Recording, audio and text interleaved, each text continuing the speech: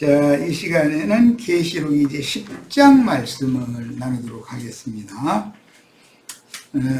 본인의 성경책을 다 펴셔서 계시록 10장 말씀을 또박또박 정신들여서 읽고 시작하겠습니다. 예, 짧으니까 같이 읽습니다. 내가 또 보니 힘센 다른 천사가 구름을 입고 하늘에서 내려오는데 그 머리 위에 무지개가 있고 그 얼굴은 해 같고 그 발은 불기둥 같으며 그 손에는 펴놓인 작은 두루마리를 들고 그 오른발은 바다를 밟고 왼발은 땅을 밟고 사자가 부르짖는 것 같이 큰 소리로 외치니 그가 외칠 때에 7 우레가 그 소리를 내어 말하더라.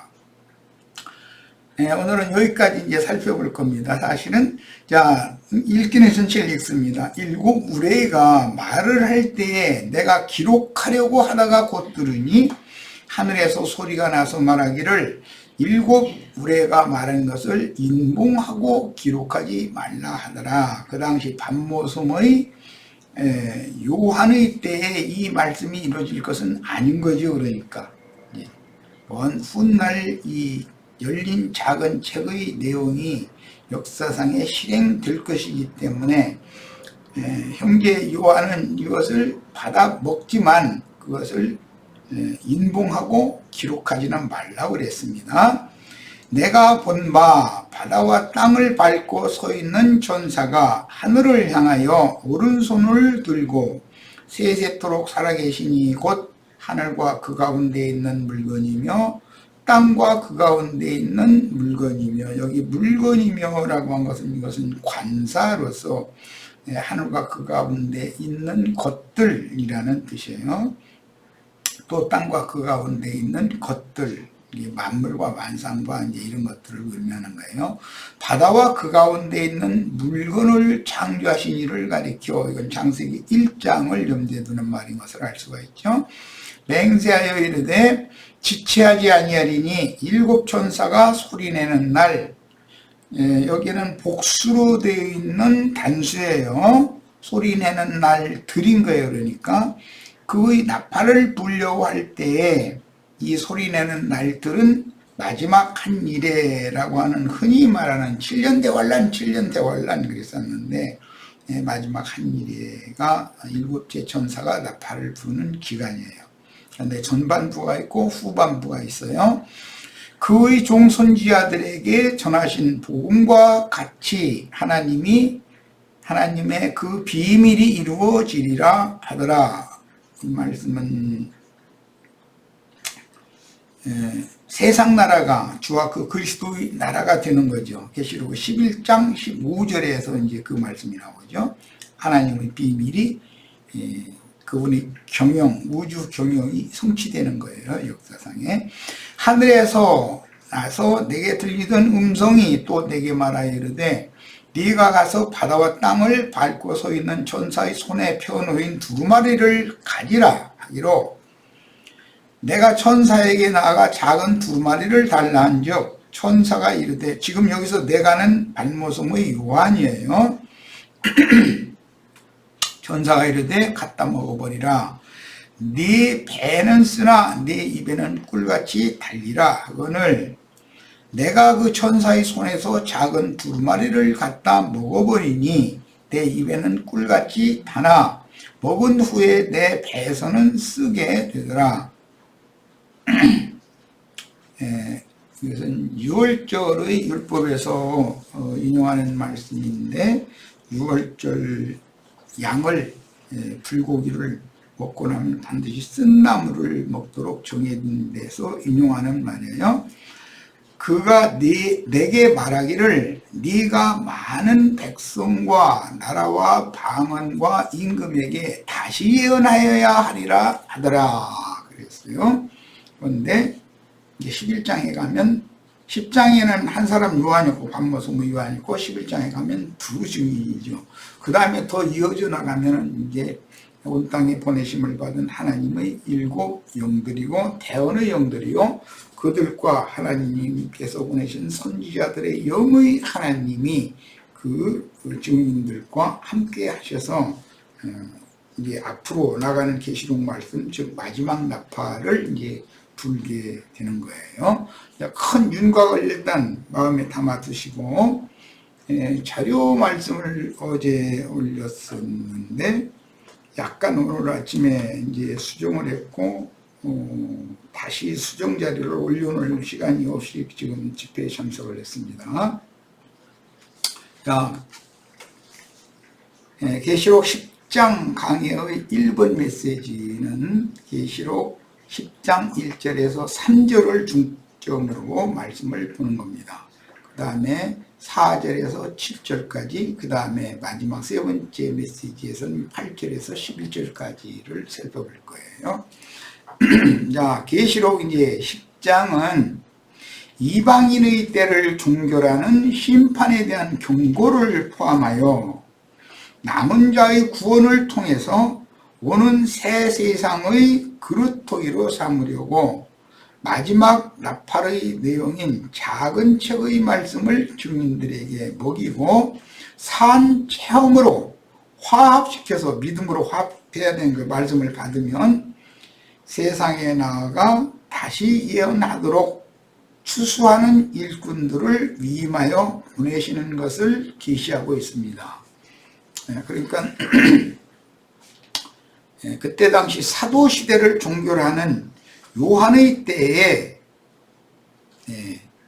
이런 계시를 보여주셨지만 요한이 마지막 증인은 아니다. 그러므로 너는 힘센 천사가 주는 작은 책의 말씀을 받아 먹되 이것을 인봉하여 둬라 그랬어요. 그러니까 비밀의 책인 것이죠. 그때 당시 사도 요한에게도 비밀이죠. 그러니까 이제 이것이 한 시대를 종결하는 은혜의 시대라고 하는 이방인의 때 끝에 이것이 이제 열려서 마지막 나팔로 부러져야 된다, 그런 의미예요. 자, 여기에서 계시록의 구조를 다시 한번 강조해 둘 것은 공의의 통치자이신 하나님의 세계를 계시로 보여주신 일곱인의 내용을, 일곱인이라는 건 계시해 주시는 내용인 것이고 들려주시는 내용은 계시된 말씀을 나팔로 부는 내용이니까 일곱 나팔이라고 되어 있고 그 내용은 만유의 주제자이신 주님의 세계를 보고 들은 대로 말씀을 통해서 그중 대언의 영들, 선지자의 영의 하나님이 함께 하시면서 증거하시는 말씀, 그게 이제 두 증인이라고 그러죠. 선지자들의 하나님의 영이 함께하는 어떤 사람들, 그러면 이게 두 증인들이에요. 그들을 다시 많은 물에 앉은 큰 음료와 그다음에 많은 물로 상징된 세상에 파송해서 다시 예언을 하게 하시는 내용이에요. 자, 그러므로 계시록의 구조는 이런 일관된 흐름이 있는데 이것은 말씀을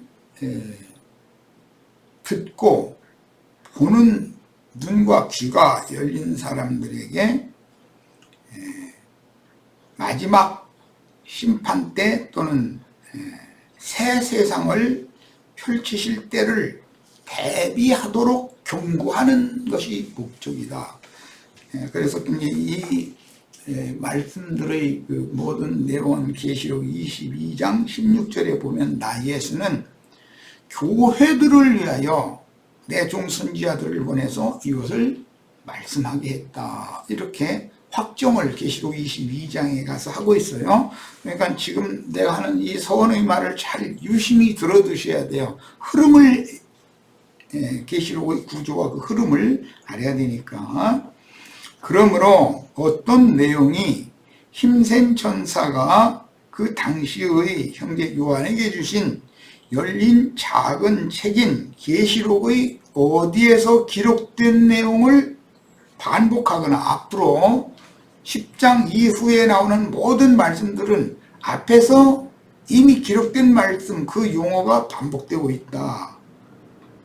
그 다음에 한번 언급했던 내용을 다시 소급해서 증거를 하거나 점진적으로 확대되거나 세부적으로 설명하거나 이런 방식으로 계시록이 앞으로 이제 마지막 나팔이 뜰 내용이 기록이 되어져 가고 있으므로 이런 모든 내용을 정확하게 다 살핀 후에 작은 책, 오늘 말씀이 이제 작은 책이라고도 했고 두말이라고 했는데 이 두말이라는 것은 마지막 나팔의 내용인 계시록을 말하는 것이고 계시록과 연관되는 다른 성경들도 일일이 다 찾아보고 그 성경의 흐름에 맞춰서 해석을 해야 된다. 이건 쉽지 않은 작업이죠. 그러니까 이것은 지혜와 계시의 영이 함께 하시는 어떤 나팔 부는 사명에 동역해야 되는 사람, 즉 그 영과 신부 두 증인이라고 그러죠. 로 결론되어진 그 영께서 함께 하시는 어떤 종들이 증인들이란 말이에요. 공인되었던 책을 예수 그리스도께서 그분의 배필인 교회들을 위하여 열어서 압축적으로 보여주시고 들려주심으로 경고하시는 내용이 다윗의 뿌리이며 자손으로서 이기고 또 이기게 하시는 힘센 천사의 오른손에 있는 펼쳐진 책, 작은 책이요 성경 천권을 열어서 보고 듣고 교회 추수와 세상 심판을 대비하게 하시는 예수 그리스도의 계시가 힘센 천사가 반모섬의 요한에게 주신 작은 책이었다. 지금 이제 11장 이후에는 그 책이 펼쳐진 것이 열리고 있는 거예요. 그러니까 매 세대에 열리지만 최후로는 이방인이 충만한 수가 찰 때 이방인의 때를 종결하는 마지막 추수가 있고 그 다음에 이스라엘 12지파에게 인치는 일이 있고 그 다음에 추수된 성도들과 함께 신부성에 들어갔다가 신부성이 오는 세상으로 다시 내려오는 그런 일이 있고 그 다음에 세상 나라는 주와 그 그리스도의 나라가 되는 것, 이것이 증오의 마음에 감춘 비밀의 경륜이 실현되는 것이에요. 이런 큰 항목들을 마음에 꼭 담아두시고 오늘 말씀에 참여하시길 바랍니다. 자, 계시록 이제 10장 1절에서 3절 지금까지 한 13분 동안 서원으로 말씀을 내린 이런 말씀을 증거한 이런 내용들을 마음에 잘 담아두셔야 돼요. 성경의 흐름을 먼저 알아야 되니까. 자, 10장 1절로 3절 내가 또 보니, 그러니까 9장의 화 두 화에 대한 내용을 본 다음에 지금 이어서 또 보여졌다 그런 말이에요.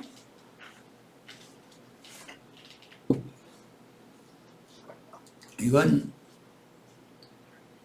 예수 그리스도의 계시는 감춰졌던 비밀을 이렇게 열어서 보여주시지 않으면 그 누구도 이 말씀이라는 것을 말씀 세계를 알 수가 없는 것이죠. 내가 또 보니 힘센 다른 천사가 그랬는데 여기 다른 천사라는 용어가 계시록에는 굉장히 많이 나옵니다. 그리고 관사가 붙어있는 천사 이야기가 나오면 모두 그리스도에 대한 예표, 상징, 표적이 되는 천사입니다. 어떤 천사들 이야기가 나오면 천사장인 예수 그리스도께서 부리는 천사들이라는 뜻이고 또 다른 천사 또는 뭐 힘센 천사 등등 어떤 수식어가 붙은 천사장, 천사들을 지휘 통솔하시는 천사장은 만군의 여호와라고 구약 성경에서는 그랬어요. 만군이라는 말은 많은 천사들을 말하는 것이고, 그 천사들이 하나님의 군대인데 그 하나님의 군대를 지휘 통솔하시는 천사장이 하나님 자신이다 라는 뜻인 거예요. 이게 하나님은 구약성경에 이제 전쟁신으로 예시가 되죠. 여호와라는 말 자신이 가나안 사람들에게는 전쟁신이라는 그런 개념으로 이해하고 있었어요. 자, 그래서 여기에서 힘센 다른 천사라는 이 용어가 굉장히 중요하므로 힘센이라는 말도 중요하고 다른 천사다라는 말도 중요해요. 그 다음에 그 힘센 천사가 그냥 오는 게 아니라 구름을 입고 하늘에서 내려왔다 그랬어요. 구름을 타고 오신다라고 예언한 주님 이야기는 많은 기독교계 사람들도 다 알고 있죠. 구름 타고 오시는 주님에 대해서는. 그러나 구름을 입고 오시는 주님에 대해서, 즉 그중 선지자들에게 사역을 위임하실 그 종들에게 도적같이 오시는 그 주님에 대해서는 기독교계에서는 이해가 없는 거죠. 구름을 타고 오시는 주님만 알으니까.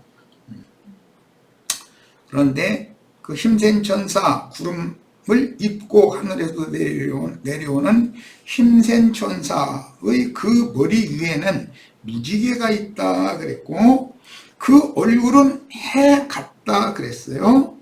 이 얼굴이 해 같다라는 말은 이미 우리 계시록 1장 16절에서 예수 그리스도가 계시될 때 그 얼굴이 해 같다라고 이미 요한은 그 뒤에서 나는 음성을 들으려고 이렇게 돌아다 보니까 해 같은 모습의 예수 그리스도를 봤다고 계시록 1장에 이미 나왔어요. 그러니까 이와 같이 이 계시록 지금 이후로 사용되는 모든 단어들은 앞에서 어디에서 이미 사용을 해놨거나 그 다음에 뒤에 어디에서 또 점진적으로 해석하고 반복해서 소급해서 다시 설명을 할 때 또 나오는 그런 용어들로 구성이 되어 있다. 그런데 그런 모든 용어들은 계시록 이전의 신약성경이나 구약성경 어디에선가 인용하는 말들이다. 이게. 그러니까 성경 전권을 다 차지해야 되는 이야기죠. 그러니까 계시록을 이렇게 강해를 한다라는 것은 쉬운 작업이 아니죠. 많은 시간을 들여야 되는 거예요. 그리고 기도해 가면서 제와 계시 영계에 이 말씀이 무슨 의미이고 무엇을 말씀하고자 하는 것이 하나님의 진의인지에 대해서 자꾸 묻고 확답을 성령의 증거로 받아야 주님이 보내신 증인이 될 수가 있죠. 주님이 함께 하셔서 사실은 주님이 증거를 해주는 거예요. 사람은 입을 빌려줄 뿐이 입을 빌려드리는 거죠. 그래서 주님께서 누구의 입을 통해서 당신의 뜻을 선포하는 것이 증인들의 대언이다라고 표현을 하는 거예요. 항상 두 증인이라는 것은 말씀이신 그분이 함께 하시는 어떤 사람과 말씀의 근원 되시는 예수 그리스도가 그 사람 속에 지혜와 계시 영으로 함께 하셔서 말씀하시는 상태를 두 증인 이렇게 표현을 해요. 그러니까 이런 증인이라는 말에 대해서 어떤 무식한 사람들이 나는 재림 메시아고 당신하고 두 사람이랑 두 증인 하자고 해가지고 셋이 합쳐서 둘이나 셋이 증인 노릇을 하자고 이제 이런 식으로 하면 모르는 사람들은 너무 그럴싸하잖아요. 증인이랑 둘이나 셋이 하게 돼 있으니까 또 이거는 말도 같지 않은 소리예요.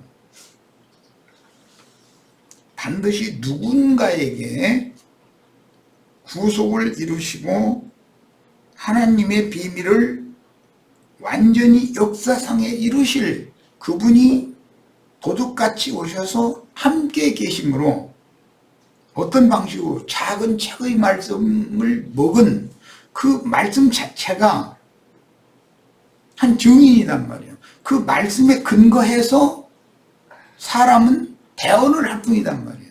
이런 것이 성경의 증인에 관한 증거예요. 확증이에요. 자, 그 다음에 그 발은 불기둥 같으며, 뭐 출애굽기 위에 우리는 그 성경 읽기를 이미 했으니까 뭐 광야 백성들을 구름 기둥과 불 기둥이 인도를 했다라고 하면서 인용한 말이니까 뭐 내가 설명하지 않아도 벌써 감이 잘 다 올 거예요. 교회가 교회사라고 그러죠. 교회가 어떻게 시작해서 어떤 통로와 과정을 거쳐서 어디로 가는, 이거는 불기둥과 구름기둥의 인도를 따라가는 거예요. 그런데 그 구름기둥과 불기둥의 인도를 밝히 보는 모세와 아론, 이제 구약 성경에는 그 모세와 아론이 인도를 하는 것 같고 여호수아가 인도하는 것 같지만, 사실은 구름기둥과 불기둥 또는 왕벌이 앞서서 가시니까 그걸 따라가도록 인도를 해주는 것일 뿐이에요. 사람이 뭘 하는 게 아니에요. 사람이 인도자가 되는 게 아니에요. 자, 그 다음에 불기둥 같다는 말씀도 계시록 1장 15절에 이미 나왔던 말이죠. 우리 시체들은 다 기억하고 있을 거예요. 예수 그리스도의 그 두 다리와 발이 불기둥과 같더라, 그렇게 보였다고 그랬어요. 그것은 구약 성경은 광야에서 이스라엘 백성들을 하나님의 영광 앞으로 인도하는 왕벌로 상징되어진 그리스도는 세상에서 불같은 시험들을 통해서 연단받고 단련받은 발이고, 그러므로 견고하고 흔들림이 없는 발이고 힘이 있는 능력과 권위가 있는 발이다 하는 거예요. 그 다음에 그 손에 펴놓인 작은 책, 여기 그 손에 펴놓인 작은 책 이야기도 이미 앞에 계시록 5장에서 형제 요한이 그 작은 책을 봤는데, 그 작은 책의 내용은 아무나 볼 수 없도록 옹암이 되어 있었기 때문에 천지사방을 둘러봐도 그 작은 책을 열 짝 없어서 울었다고 그랬어요. 그랬더니 다윗의 뿌리이며 가지인 예수 그리스도, 그분이 이긴 자이기 때문에 이긴 자로서 그분은 열 자격이 있다 해가지고 예수 그리스도가 이 계시록 말씀을 주시는 분일 뿐 아니라 여는 분이다 라는 것을 이미 계시했어요. 그런데 이제 이런 말씀을 은근슬쩍 그 이만희가 지가 이긴 자고 저만 이거 계시록 해석할 수 있다, 이런 식으로 해가지고 사람들을 이제 함정에 빠뜨리고 미혹하는 명으로 역사하고 있는 것을 그냥 현실 세계에서 지금 보고 있어요. 그런데 자기만 계시록을 강의하고 열 수 있다고 하는 사람들이 은근히 많아요. 사실은 계시록은 그만큼 일반 목회자들이나 일반 성도들이 쉽게 이해하고 습득하기가 어려운 그런 난해한 구절들로 되어 있다는 거죠. 이것은 성경 전권의 말씀을 해박하게 아는 지식이 있어야 되고, 어디에서 무슨 사유로 이 말씀을 부분적으로 또는 전체적으로 한 단어로 인용을 해서 압축하고 있는지, 이런 것들을 다 살펴야 된단 말이에요. 계시록을 강의하려면. 그러니까 이건 쉬운 작업이 아니죠. 자, 그러면 이제 본문에서 우선 힘생천사부터 살펴보겠습니다. 출애굽기 23장부터 읽어봅니다. 출애굽기 23장 28절 다 찾으십니다. 본인의 성경으로. 오늘 이제 이후로는 일반적인 강해로 해서 빨리 나가서 될 일이 아니기 때문에 성경을 다 찾아야 돼. 이제는 할 수 없어요. 시간이 많이 걸리죠. 근데 할 수 없어요. 성경 본문 자체를 어디에서 왜 이런 말씀이 인용되는지를 모른다면 계시록을 알 수 없는 사람이죠. 눈먼 사람이 되는 사람인 거죠. 출애굽기 23장 28절 읽습니다. 출애굽기 23장 다 합표입니다. 28절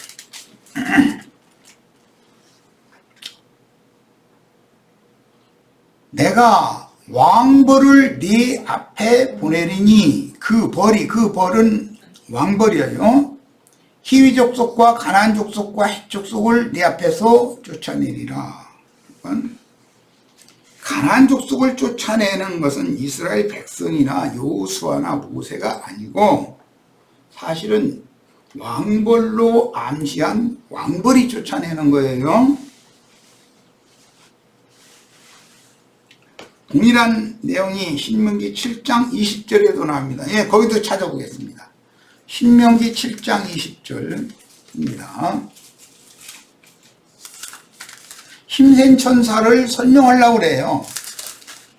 구약성경에서 인용을 하기 때문에 어디에서 왜 인용을 그렇게 하는지를 알아야 되잖아요. 7장 20절 네 하나님 여호와께서 또 왕벌을 그들 중에 보내요. 그들이랑 가나안 7족속이에요. 그들의 남은 자와 너를 피하여 숨은 자를 멸하시리니 너는 그들을 두려워하지 말라. 너희의 하나님 여호와 곧 크고 두려운 하나님이, 크고 두려운 하나님은 왕벌이죠. 크고 두려운 하나님이 너희 중에 계심이라. 그렇게 중요한 말이에요. 오늘 우리 형제 자매님들의 속에는 생명으로 형제 자매님들과 함께 이런 모임을, 교회 모임을 실행하는 우리들 중에, 교회 중에 주님이 지자들 가운데, 지자들 각자의 속에 계실 뿐 아니라 제자들의 모임 중에 함께 계셔야만 이 말씀이 이루어지는 거예요. 자, 이제 여호수아서 어제 우리 읽었는데 24장 12절 읽겠습니다. 여호수아서 24장 여호수아의 유언 이야기죠. 12절 내가 왕벌을 너희 앞에 보내어 그 아모리 족속의 두 왕을, 이건 가나안 땅 동편을 선점하고 있던 가나안 족속이에요. 너희 앞에서 쫓아내게 하였나니 너희의 칼이나 너희의 활로서 이같이 한 것이 아니며 내가는 여호와 하나님이에요. 전쟁신이에요. 신이 무엇으로? 왕벌로. 또 너희가 수고하지 아니한 땅과 너희가 건설하지 아니한 성읍들을 너희에게 주었더니, 왕벌이 전쟁신이고 전쟁을 하고 나서 그 땅을 기업으로 준 거예요. 너희가 그 가운데 거주하며 너희는 또 너희가 심지 아니한 포도원과 감람원의 열매를 먹는다 하셨느니라 이랬어요. 자, 이게 계시록 10장에서 힘센 천사를 이해할 때 맨 먼저 우리가 알아야 되는 거는 부속받은 하나님의 백성들을 약속의 땅으로 인도하실 때 사람들을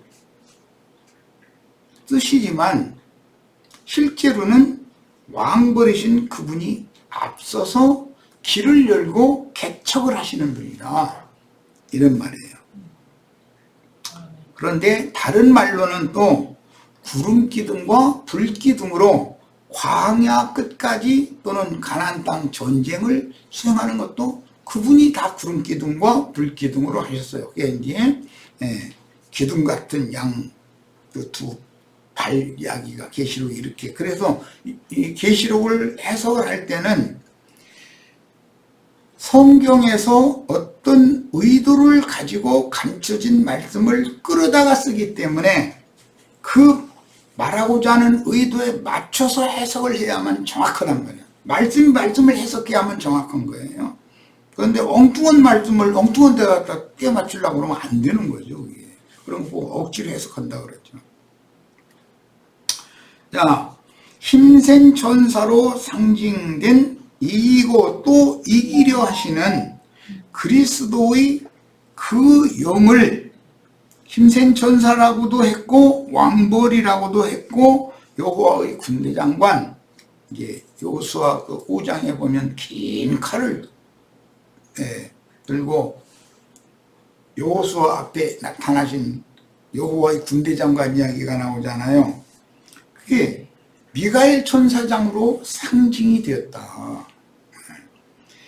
그런데 힘이 세다라는 말을 앞에다가 붙인 것은 야곱의 환도뼈를, 약복나루 사건이에요. 야곱이 강한 자였죠. 그런데 제 아무리 강한 자도 하나님의 손으로 침을 받으면 거꾸러지게 돼 있어요. 야곱의 환도뼈를 쳐서 복을 빌어주신 힘센 천사는 분이엘의 하나님이었다. 창세기에서는. 자, 창세기 32장 13절로 32절을 읽겠습니다. 힘센 천사를 지금 설명하느라고 그래요. 힘이 세야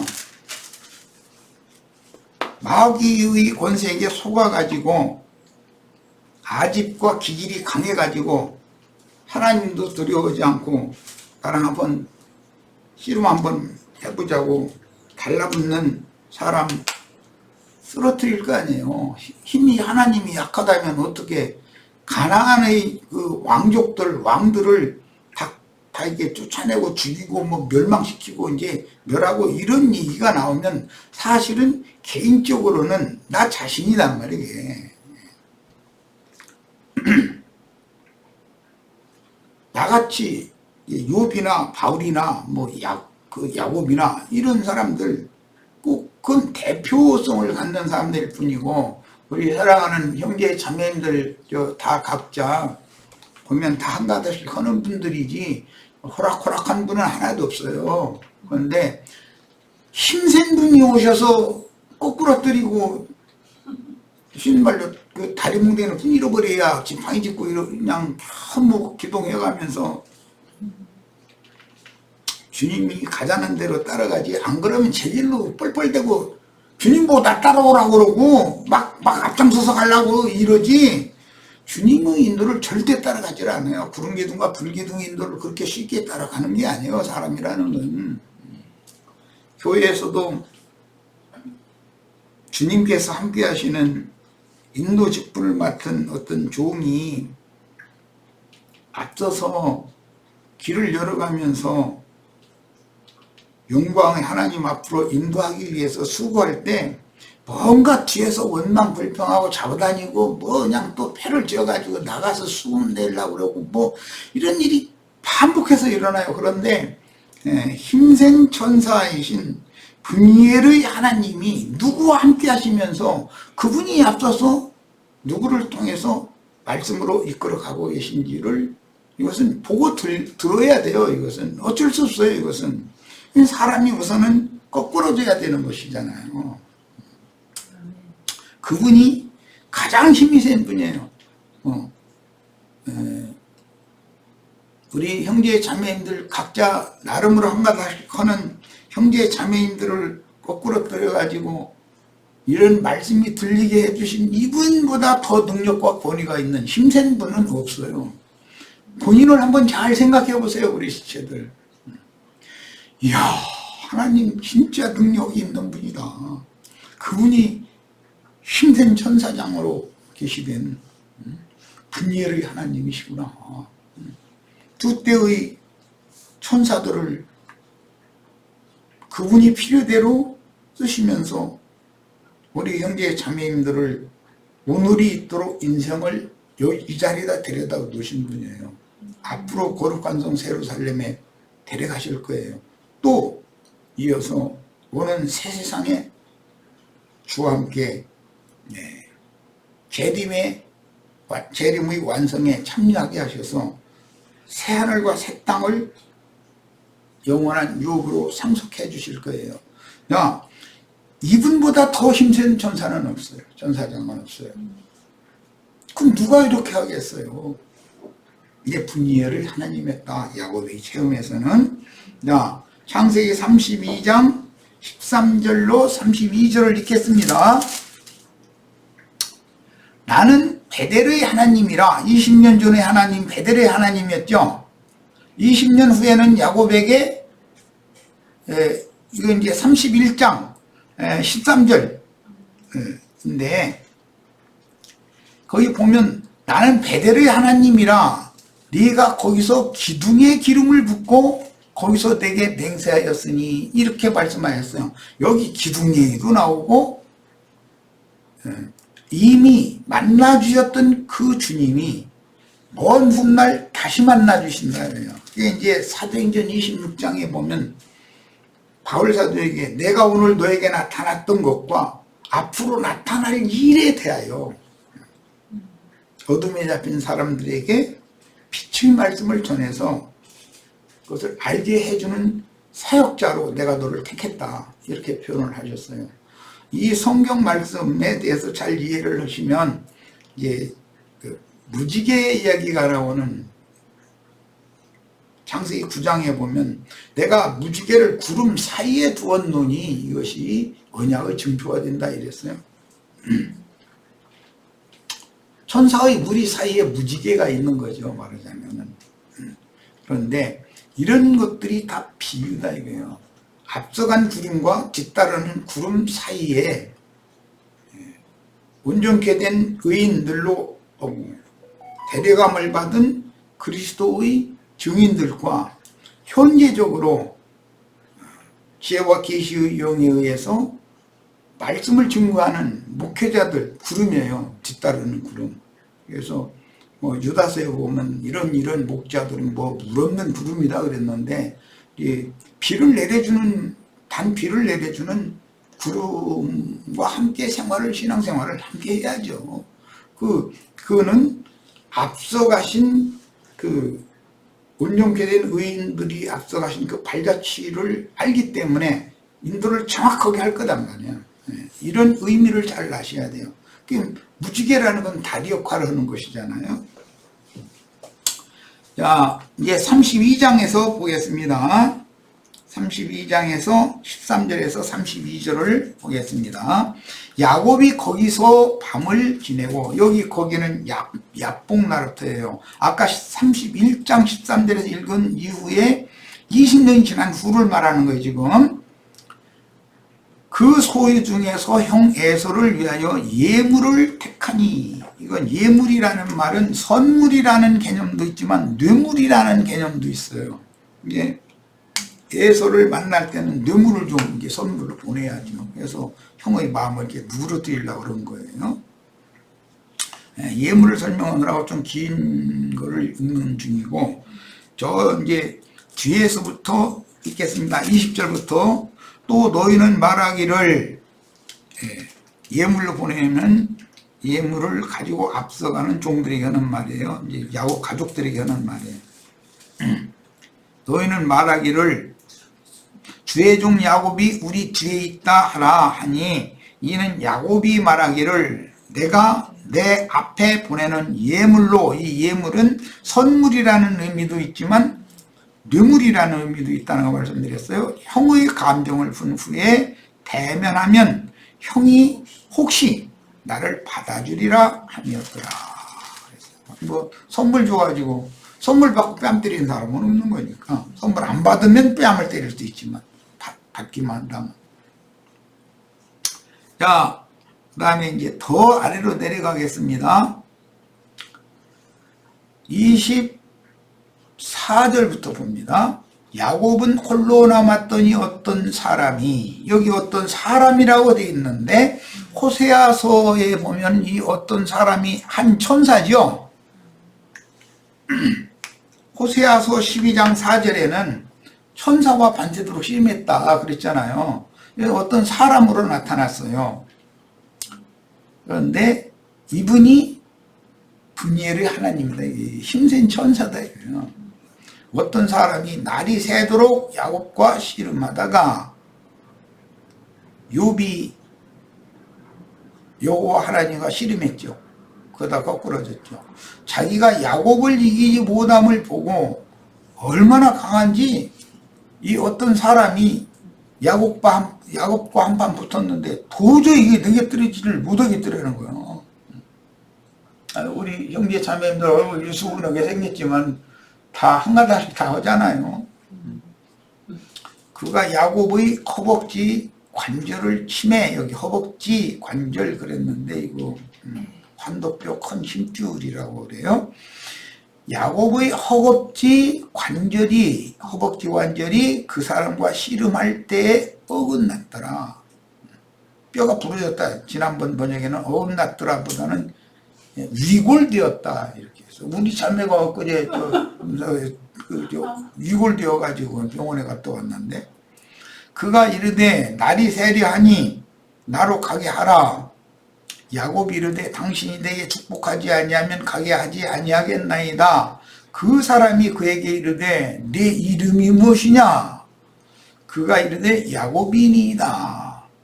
환도뼈 큰 힘줄이 힘을 받은 사람은 반드시 새 이름을 받는 것이고 그것이 축복이다. 이제 이 말이에요.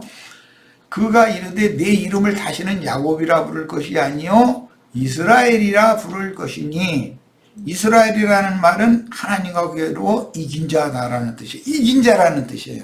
이긴 자. 그런데 실제는 하나님이 그를 이겼죠. 어떤 사람이 그를 이긴 거잖아요. 힘센 천사장이. 야곱이 청하여 이르되 당신의 이름을 알려주소서. 서로가 이름 가지고 지금 그 사람이 이르되 어찌하여 내 이름을 묻느냐. 그 사람은 야곱이 지금 베델에서 만났던 아브라함의 하나님, 이삭의 하나님, 야곱의 하나님 자신이란 말이에요. 그런데 사람의 모양으로 현현 나타나서 야곱과 밤새도록 씨름을 하는 거예요. 그런데 그 사람은 뭐 말할 것도 없이 먼 훗날 말씀이 육신이 되어 오신 인자 예수, 하나님의 사자에 대한 상징이라는 걸 알 수 있어요.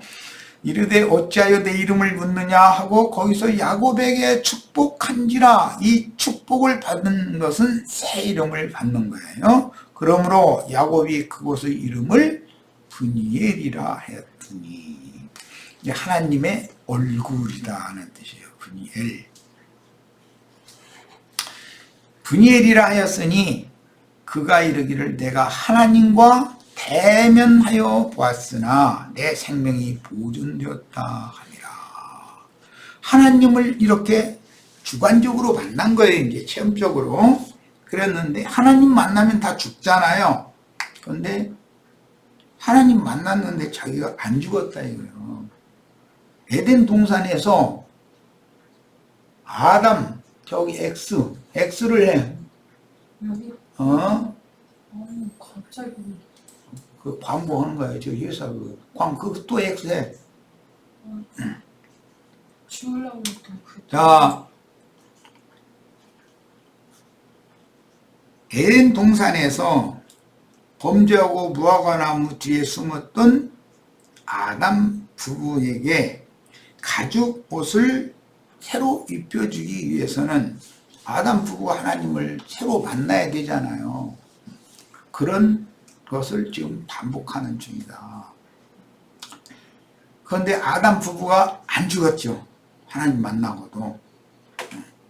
그것이 부활하신 날 저녁에 제자들에게 주님이 찾아오셔서 숨을 내쉬며 가라사대 성령을 받으라 하셔서 영생하시는 하나님을 제자들이 보았지만 제자들은 오히려 살아났지 죽은 게 아니죠. 그가 브니엘을 지날 때 해가 돋았고 그의 허벅다리로 말미암아 죽었더라. 저는 다윗 왕 때 이스보셋 잘 아시죠? 사울의 손자. 그 사람이 야곱의 허벅지 관절에 있는 둔부의 힘줄을 쳤으므로 이스라엘 사람들이 지금까지 허벅지 관절에 있는 둔부의 힘줄은 먹지 아니하였더라 그랬어요. 이 말씀을 이제 선지자들이 해석을 하는 내용을 찾아보기 위해서 다니엘 12장 1절로 3절을 보겠습니다. 다니엘서를 봅니다.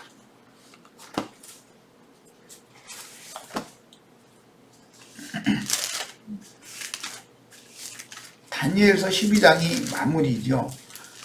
계시록 가지고 자기만 계시록 볼 수 있다고 떠드는 사람들이 대부분 다니엘서가 계시록 가지고 말장난하거든요.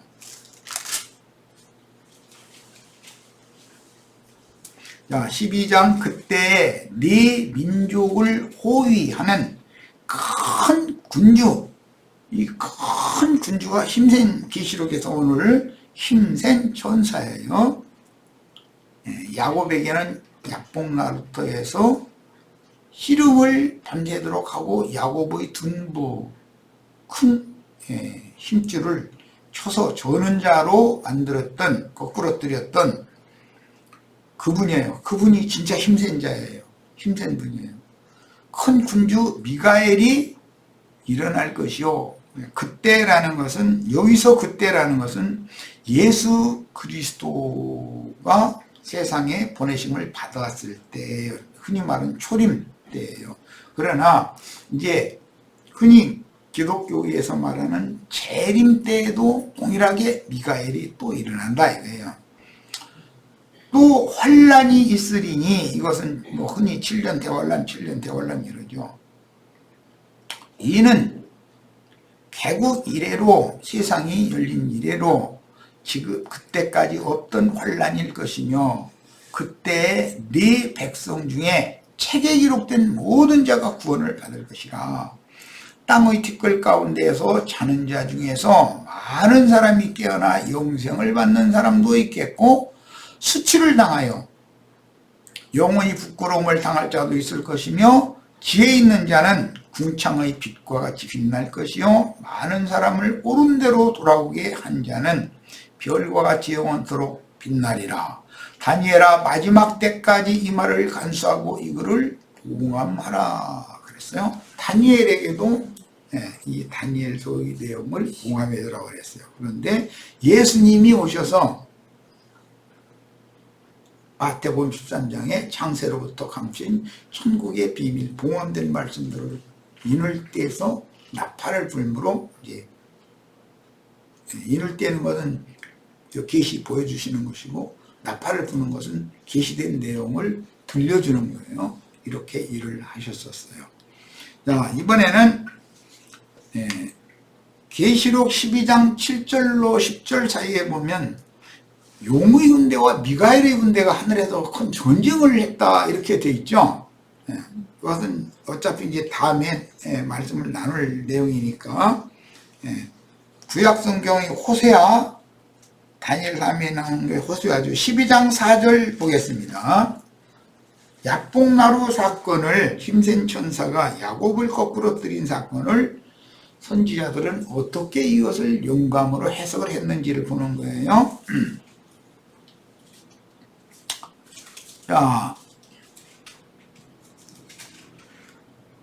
3절부터 봅니다. 야곱은 모태에서 그의 형의 발꿈치를 잡았고, 또 힘으로는, 근데 야곱도 힘이 굉장히 힘이 좋았죠. 힘이 셌죠. 힘으로는 하나님과 겨루되, 창세기 32장에서는 어떤 사람과 겨뤘어요. 그런데 여기서는 천사와 겨루었다 이렇게 했어요.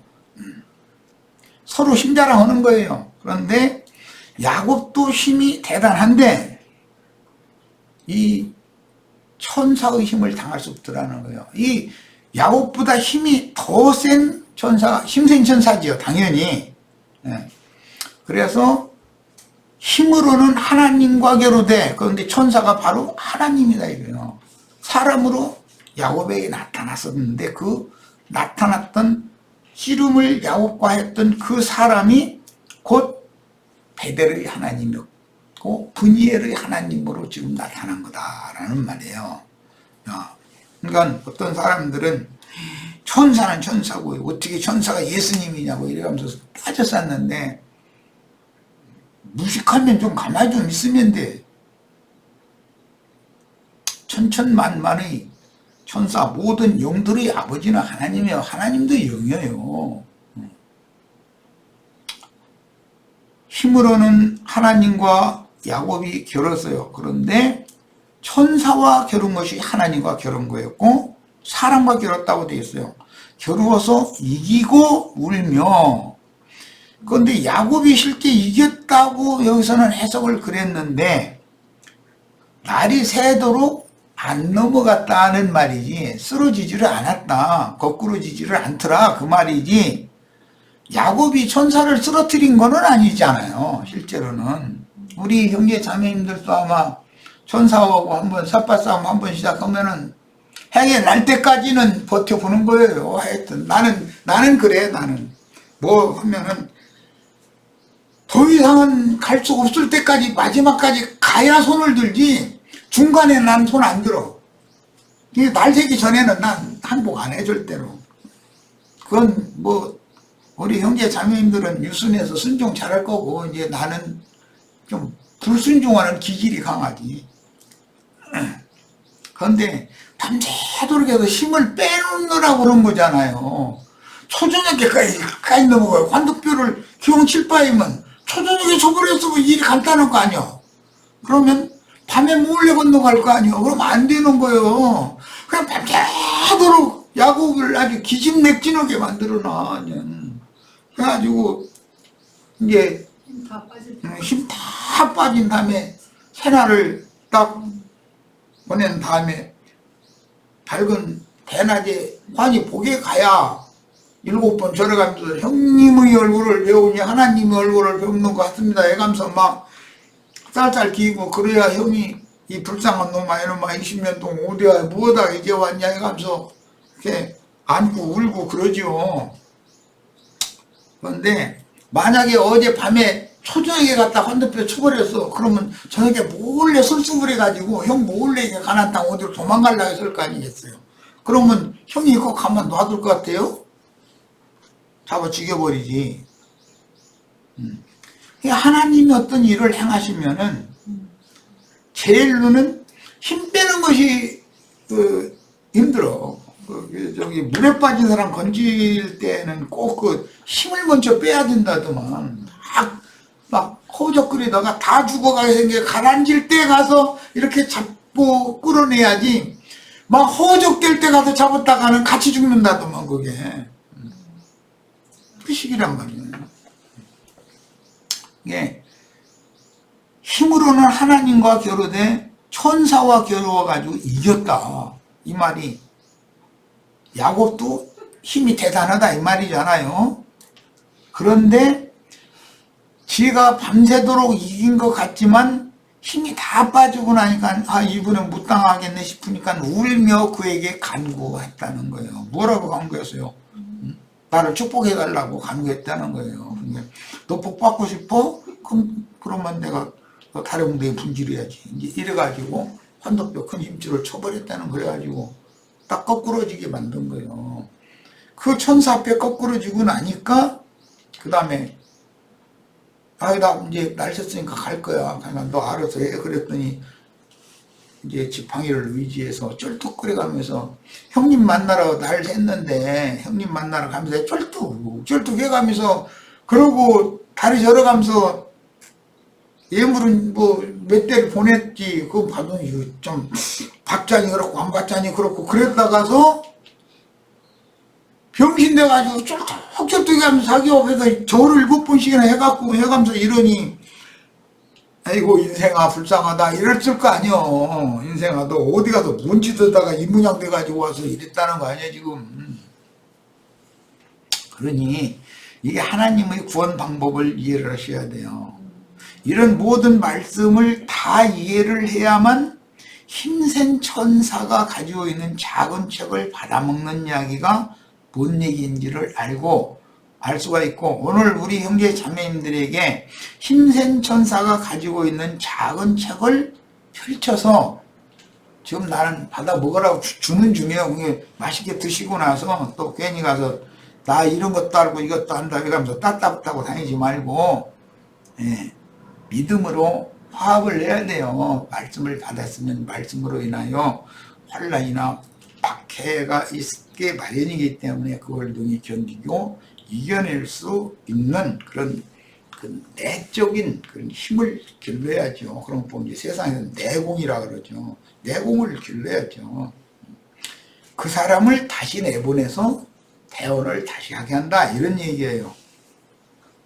거기에서 우리에게 말씀하셨나니, 야, 거기에서는 야복나루에서 야곱에게 말씀하셨지. 뭐라고? 네 이름이 뭔데? 야곱이에요.